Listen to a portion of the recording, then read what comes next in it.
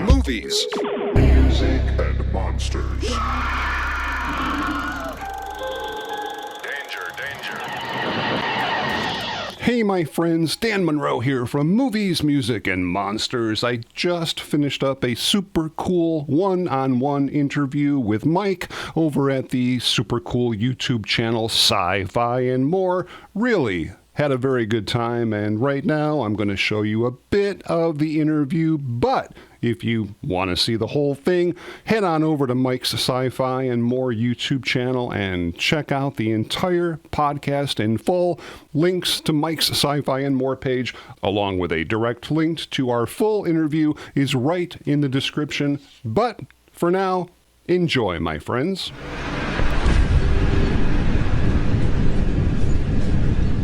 Greetings, everyone, and welcome to Sci-Fi and More's Galactic Chat.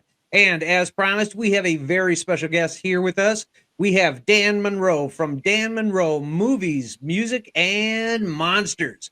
Dan, welcome to the channel. How are you doing today? I'm doing great. Pleasure to be here with you guys today.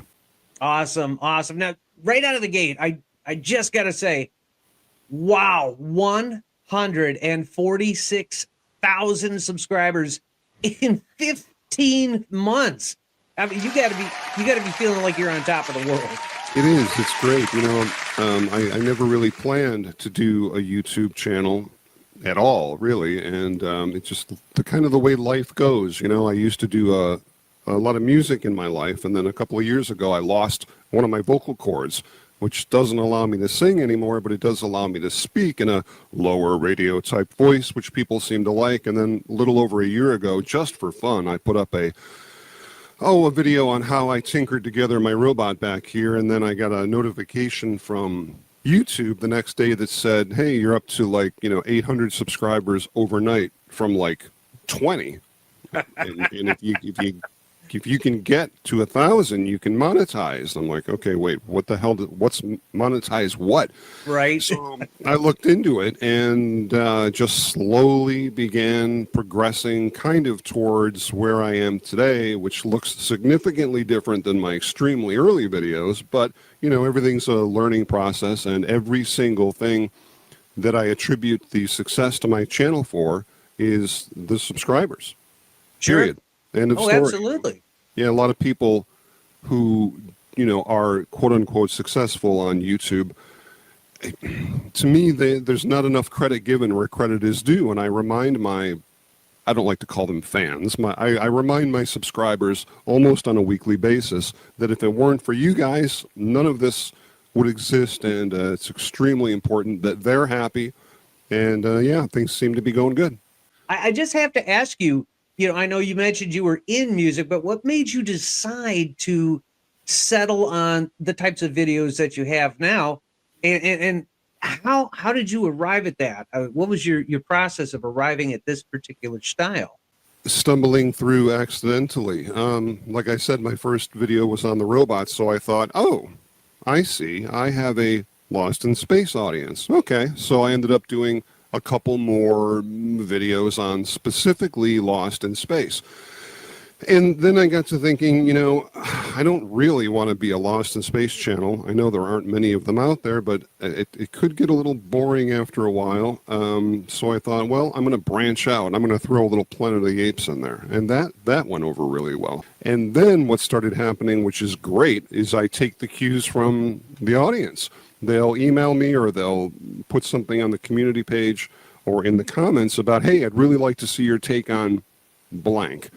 And to me, one of the most important things is to not ever dismiss any topic by anybody, even if it's what society considers kind of a crappy movie. Like, I mean, right now I'm doing Kiss Meets the Phantom. I saw that. Cheesy, made for TV. Yeah, even the band Kiss hated it and still does. And but you know what? There might be 20 people out there that love that film. So why should they be ignored? So I'm going to do it. Your Planet of the Apes video, your early one, was the one that caught me. And I was like, what's going on here? And I kept watching it. Then I started watching a couple more, and I'm like, man, this guy has figured something out. He's got a really good formula that's delivering results. You know, And it's funny.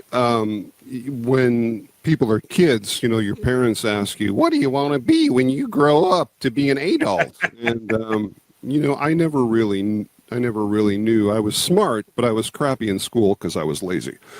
But anything creative, I really did enjoy, and I think that I always really wanted to be secretly a late night talk show. I wanted to be the guy at the desk surrounded by cool stuff, talking about cool stuff. And ironically, that's sort of what I ended up being, you know, 50, what am I, 56 years later.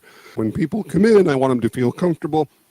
And more importantly, I want them to feel positive that what I'm going to talk about, even though it's not the greatest movie in the world, that I'm going to give it a positive spin, and I'm going to do everything I can to not be negative, because God help me if I go on YouTube and type in Star Wars, type in Indiana Jones, type in current Star Trek, page after page of negative. It's crap. It's woke, whatever that means. It's negativity. And I got to give the guys credit because they are making a lot of money, because, you know, everybody loves to see a car crash. Everybody. But everybody slows down to get a look at the car crash. But then when you get past the car crash, I always think, God, I didn't really want to see that. And that's kind of really how I look at a lot of modern YouTube channels. there really is never any negativity, and it's refreshing.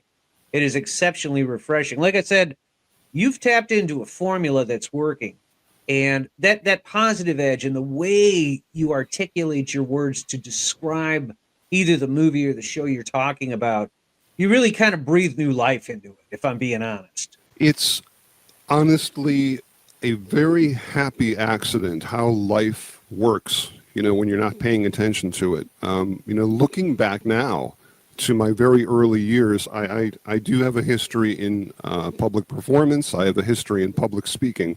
I have a history in creating television commercials and editing. I have a history in doing special effects green screen stuff. I have a history in music. And, you know, when I lost my singing voice and wasn't able to perform anymore, so to speak, it just occurred to me now, looking hindsight, that all of those things that I did in my past have created this pie that I can now bake to create what I've got, which is really amazing to me, you know. And it's strange, had I not lost my voice 2 years ago, I wouldn't have this channel. So it's amazing how life works sometimes. I'm really, really super grateful. But now, you know, with the subscriber base you had, I mean, that feeling when it was initially taking off, that, you know, you were getting some momentum, you were getting some traction. I got to believe it wasn't, you weren't prepared for the growth you had as quick as you were having it. Yeah, no. How has your engagement with your subscriber base evolved with this rapid growth? That hasn't really changed all that much. There's something on YouTube, the community page, Right. where you can post stuff, and I post stuff there all the time. I'll post, hey, this is what's coming up, and due to the reaction that I get from the subscribers on what's coming next week, I can kind of judge how that video is going to do. I'm not really all that concerned with how it's going to do because, like I said before, I know somebody's going to like it.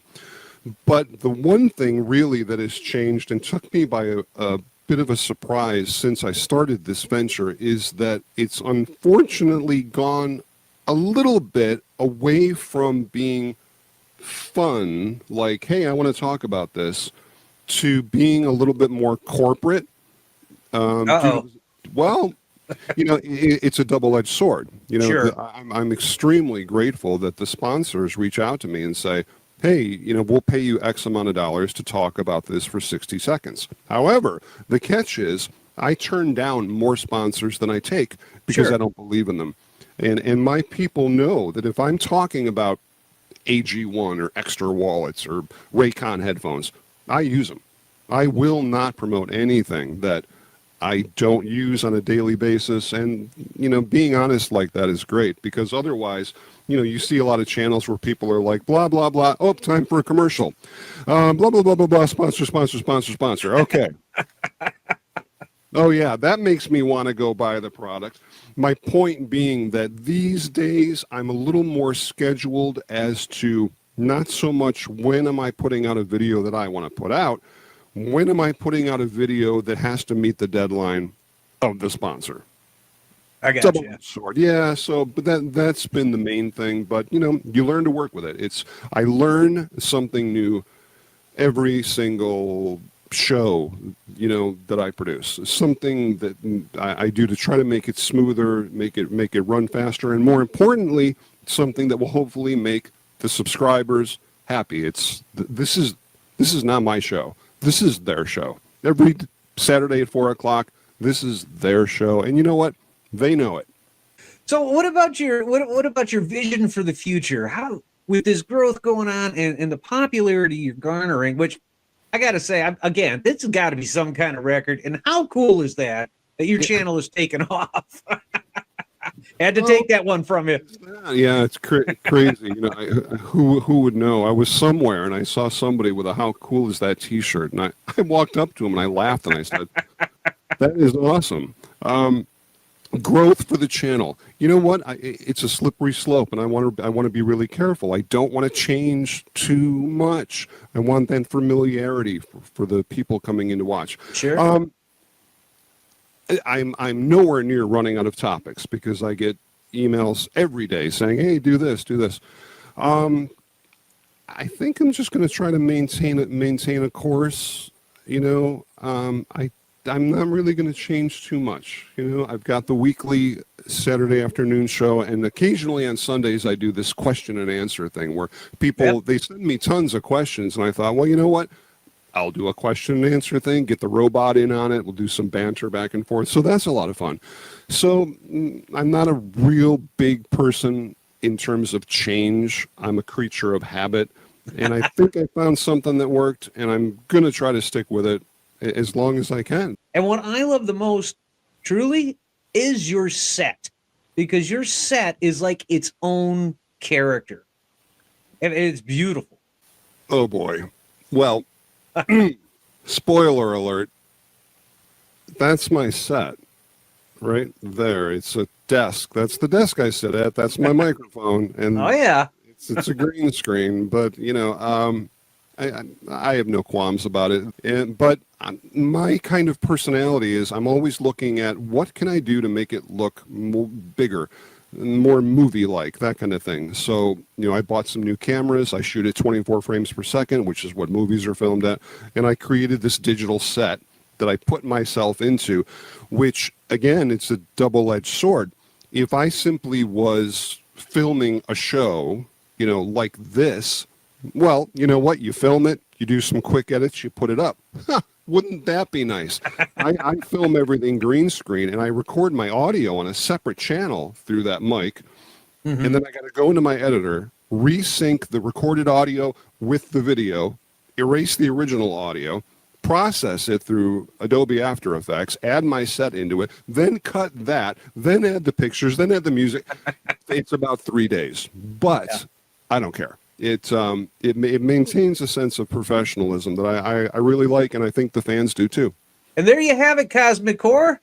Dan Monroe, movies, music, and monster here on Sci-Fi and More. Thank you all so much for your continued support of our channel, and thank you so much for believing in us as we journey together as a team through our sci-fi adventures. You guys all have a great galactic day. Movies, music, and monsters.